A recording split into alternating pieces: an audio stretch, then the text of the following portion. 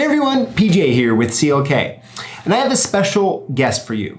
His name is Bob with Odin's Lock. He has been a Lockboss community member now for some time, and I am really excited to share his story and his insights. And I'll tell you what, the world needs more Bobs in it.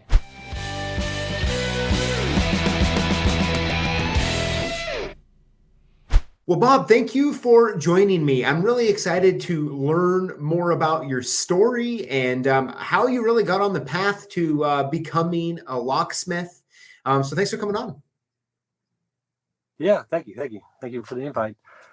Yeah, so if we were to just kind of start at the beginning, like how long have you been locksmithing for? I've been locksmithing since 1994. I was a maintenance guy at a manufacturing plant as a injection molding. I was in the maintenance department, and they started having me trying to get into cabinets for them. And that's not exactly when I started locksmithing, but my boss, I told him I kept getting these things from Fully Bill Saw, these little cards in the mail. You know, if you want to be a locksmith, you know, you can do this. You know, take this course.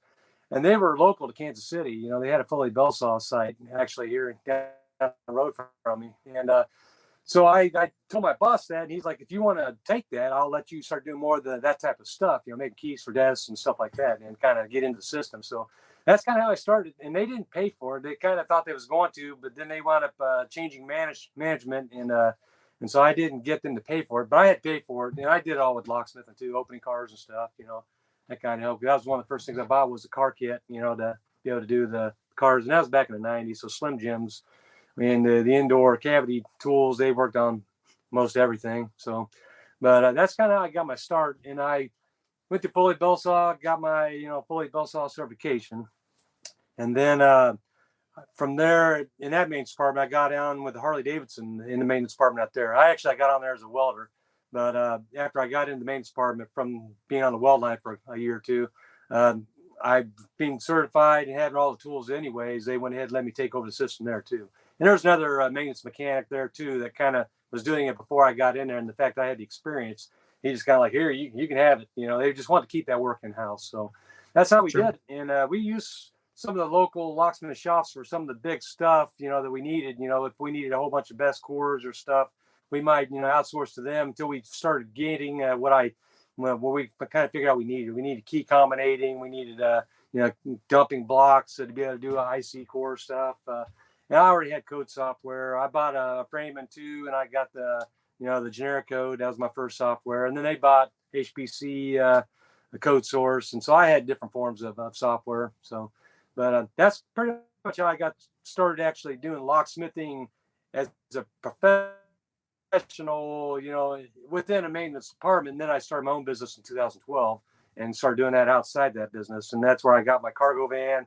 I had my Frameman too. I started developing all my hardware and all the tools and equipment. And I took a lot more training. Harley spent, you know, they sent a few of us out to the training to do the locksmithing, to maintain the facility. It was a pretty big system out there. But I do every training opportunity I can around here locally. Pretty much it. I've been doing my own since 2012. But I still even afford, I'm a pipe fitter there, but I have a key machine there, and people know I do locks, so they bring stuff to me. I do a lot of stuff out there. It's locksmithing, which Ford, this plant didn't have an actual locksmith. They just never found a need for it. They had security that does their main best stuff. But outside of that, I mean, they don't have anyone. They do have a locksmith down the street. And the fact I'm already there in house, they just let me do a lot of that stuff. So it's pretty much how that works. It works out pretty good. Interesting. Okay, so you started kind of dabbling in doing some locksmith stuff in the middle of the 1990s there. Yeah. And from kind of the maintenance type of a background there. And then fast forward almost a couple decades, in 2012, you decided to formally kind of launch your own locksmithing business.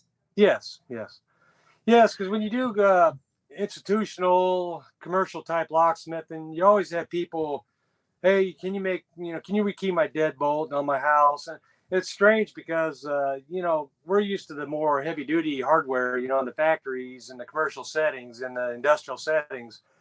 And so when you get into residential, to me, I found that just a little bit harder because there's such a variety of stuff, you know. In a factory, we use all best, you know, or Schlag ND or something, not a whole lot of variety, as far as manufacturing. When you get into residential, you got Westlock, you got Schlag, Kwikset, all the varieties of them, Brinks, Gatehouse, you have all kinds of different ones. And every brand out there, as far as locksmithing quality, they carry, the SC1 or the KW1 keyway. So getting out in the residential was a little bit more harder for me, because in a factory, usually you got 8 hours while they're there. They're always open anyways. In residential, they want it right now, so, they don't want any more strangers running in and out of their house. They want you done now, so to have what you need to get the job done in, 30 minutes to an hour, unless you got a large, lock scheme to do. But so residential, I found a little more complicated just because of the variety of the stuff I need. In a factory, you can kind of know what you're going to need. So, but that's for locksmithing. I was doing door hardware before that when I was in the Army, and as R&U, so I got into door closers, panic bars, all that stuff before that, but I just didn't do any rekeying in the Army. So. Okay. Wow. Well, hey, thanks for serving. Thank you. That's awesome. Now, when it comes to the locksmithing work that you do today, so are you mainly just doing residential, commercial? Do you do any automotive at all, or kind of what does that look like? I do not do automotive. I focus more on the residential, commercial. The automotive, you get more into that emergency stuff. And what I don't want to do is try to squeeze a job in and wind up turning someone's car into a brick on wheels because I didn't do something right, and I got to go back to my other job. I'll be right back. I didn't want to do something like that. I mean, I can open vehicles, but you get into that emergency stuff, and I don't really want to do emergency stuff right now. So I don't plan on being in the factory much longer. I say much longer, maybe 2, 3, 4, or 5 years. And in the automotive industry, they open and close plants constantly. Heaven forbid they ever shut ours down here. It's been here for so long. They make the F-150s and the Ford Transits out here. But, I'm always prepared for those times where I don't have work. So, I do welding too. Locksmithing is my main gig. That's what I put all my money into. I'm bonded, insured, got all my local stuff. We're not a state licensed, type of, Missouri's not they don't require state licensing, but all the localities require you to be, registered as a business within their locality. So it does, we're regulated, but just not at a level where I got to pay a bunch of money to the state, so we do keep an eye on people. I see people doing locksmiths in my area. I'll get their names and numbers. I'll try to reach out to them, but I try to filter people into our local association. We have a Missouri Kansas Locksmiths Association, and that's we have all different varieties of locksmiths that show up there. Some of them are just retired, trying to stay in the conversation. Some of them, they bring their stuff to sell or donate to the locksmiths that are still doing their stuff. But it's a great industry. It's a wonderful industry. A lot of wonderful people out there. We're surrounded by supply houses. I use CLK. You have a lot of stuff a lot of the other places don't have, which is cool, and your prices are great. But I do have locals that I do try to use, whenever possible. So. Sure. Well, yeah, I do appreciate the business. Absolutely. Something I'm curious about, right? So you'd work night shifts at the Ford factory. 3 p.m. to right now, 12-hour shifts, 3 p.m. to 3 a.m. And I can work day shift. I can work any shift I want. I got enough seniority, but I like the afternoon shift. It allows me, if I need to get up at a 7 a.m. job or a noon job, I can still do that. So that's bank hours, as close as I need to be. Most customers I get, if they have an emergency, I have other locksmiths I know that I can filter them to, and we kind of push work to each other. So, okay. So, I mean, it's safe, it's safe to say that you work a lot. I mean, that has to be, I don't know if the phone's challenging at times. Bob, so when it comes to, working your 3 p.m. to 3 a.m. and then also doing locksmithing work, yes, those are some full days. I mean, is that pretty hard for you to manage? No, not really. I mean, I've always been a night person anyway. So even, if I know I've got a lock job, I've kind of usually everything is ready to go. So when I get up, I usually everything's scheduled and ready to go. It works out good. I'm not a morning person at all, but I usually can get up 9, 10, 11 a.m. no problem. And most jobs I get done pretty quick. And I'm also free on the weekend. So, you know, if the customers want to wait till a better time for them, I can wait till Saturday, Sunday, whatever. I've never had a problem with it. Wow. Okay. That's very impressive, you know. And speaking of your step van that you were just talking about there for a second, you're sitting in it right now. And by the way, I see the cool Lockboss sticker in the background. That's cool. But yeah. Yep. But, you know, I watched your video on that, you know, and it's a 74 GMC step van, right? Yes. Yes. Which I apologize if I refer to it as a box van. I always refer to those as box vans. So I'm going to try to say step van, but if I might get a little squirrely on you with it. But, you know, is what I found is watching your tour, kind of going through everything, right? Look, you really spent a lot of time trying to lay stuff out, be prepared. I mean, you can see all the little cubbies back there right behind you, right? There's all sorts of parts and pieces. And it really dawned on me that you have a mobile locksmithing shop over like a van type of situation. I'm kind of just curious. Do you keep like practically everything in that van, or do you also have like a setup at your house that you'll do stuff in as well? My garage is like packed full of my one son went in the Air Force, so I have all his stuff out in the garage. My other son, he came back home temporarily until he had some other stuff changed. So all his stuff's there. My in-laws' stuff is in our garage. So my garage is packed. I keep whatever I need. I shouldn't have to go digging around for anything. Everything I need is in my step van. I have some welders in my garage, but I don't really. It's too cold, and I'm not really chasing that kind of work right now. But you know, I have everything I need in my step van. I have an office in my house that I use if I need to do like administrative, like paperwork type stuff. And I have a file cabinet, so I keep all my paperwork at home. I don't keep all my customer stuff, you know, in my step van, anything personal with receipts and stuff. I keep all that stuff in my house. But yeah, I mean, everything I need is all I got to do is unplug. I keep it plugged into the house for shore power. So I have a heater running here all night, you know, when I know I'm going to come out here in the morning and do stuff. I do other weird things on the side too. I make spoon rings and weird things, you know, and I have everything in here I need to do that. So I'd like to come out here and just hang out sometimes. I'll watch Netflix movies or listen to music. Being a 74, there's always stuff to do on this vehicle. So, you know, there's never a lack of what can be done on a 74. Yeah. And step van is actually, it's a General Motors term for their vehicle step van. Mine's actually a value van. The step van is generically, you know, they call them step vans, curbside delivery vehicles, box trucks, box vans, whatever. But I call it step van too. But it is actually, the brand is a GMC value van, where Chevy is the Chevy step van. So who would have known? Too much history on it. Yeah, nice.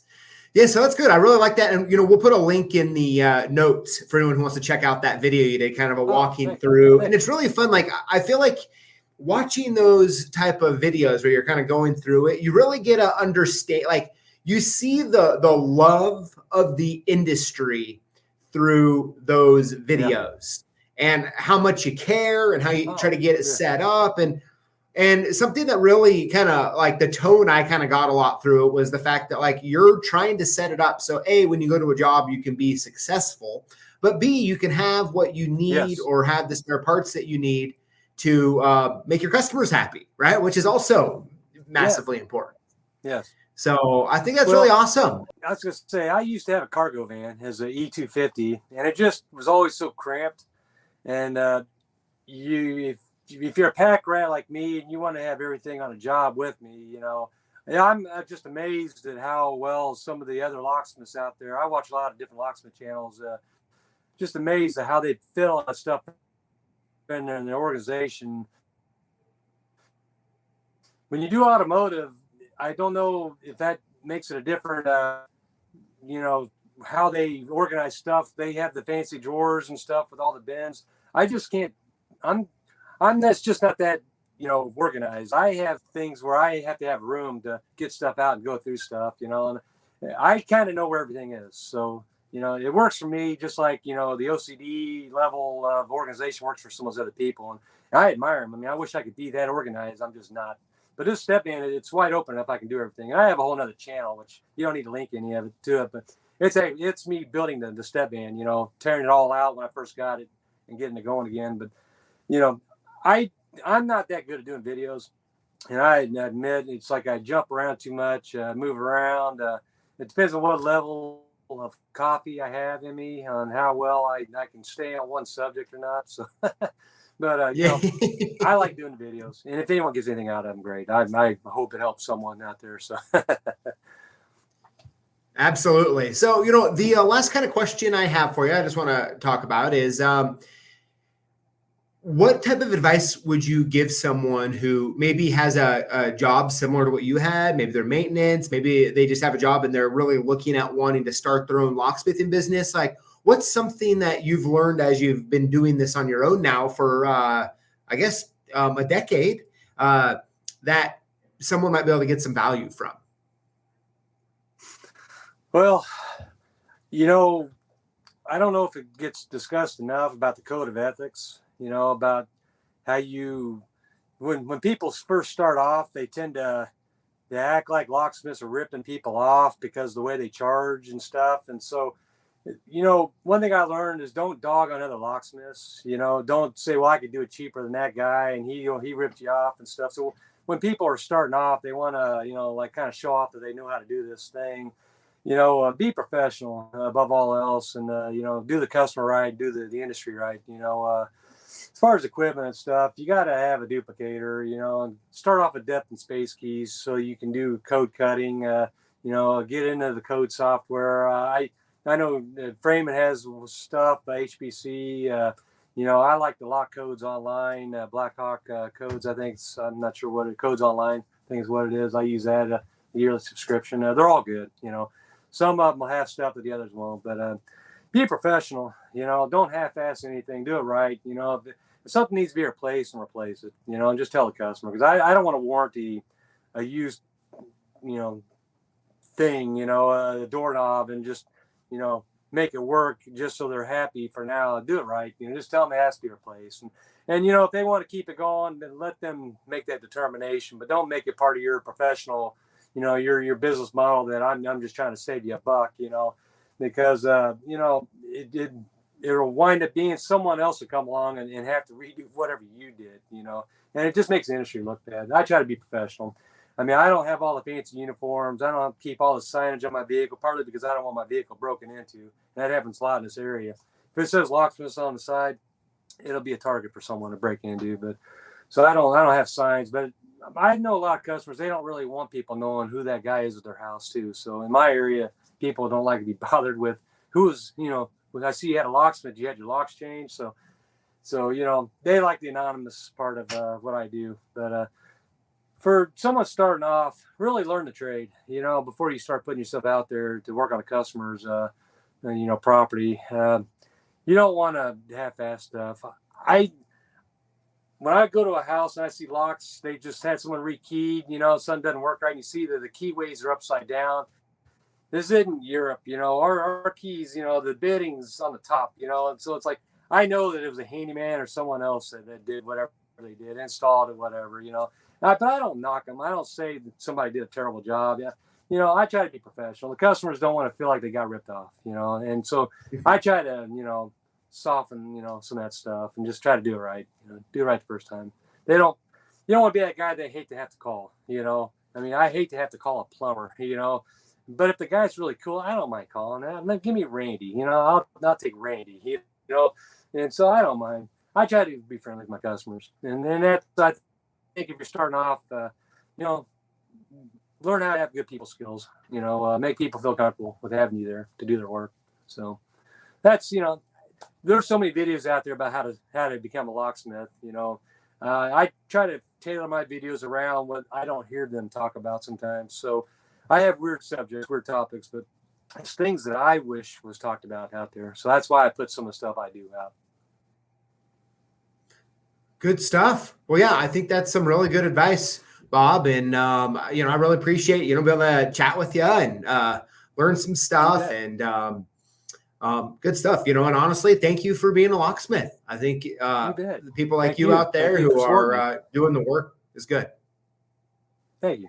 I appreciate all the support you do for the industry. You know, I try to watch all the lives when I can. I'm usually at the plant when the lights come on. So it's like, for me, it's like I try to get on there, but I'm usually after the fact. So I try to comment, you know, hit the thumbs up button. I really appreciate what you do for the industry. So, yeah, thank you, Bob. All right, was that a great interview or what? Bob, thank you so much for doing that. And, you know, very insightful. And, you know, my hat's off to you for having a full-time night job and doing your locksmithing business during the day. I tell you what, that is a lot, and I am impressed. But everyone who is watching, I would love to know, and I'm sure Bob would too as well, in the comments below, what are your thoughts, your questions, and kind of what you got out of the interview. I look forward to reading them, and make sure that you include the hashtag Lockboss to automatically get entered in to win one of 5 free prizes we give away each week here on YouTube. Thank you for watching, and we'll see you next time. Hey everyone, PJ here with CLK. I am really excited to play for you. Hey everyone, hey everyone, PJ here. No. Hey everyone. No, man, why am I struggling all of a sudden here? I know I have other stuff I gotta get done, dude, so I'm trying to hurry and it's taking me longer. Okay, I almost did the chicken wing thing, dang it. Let's see. Hey everyone, PJ here. I am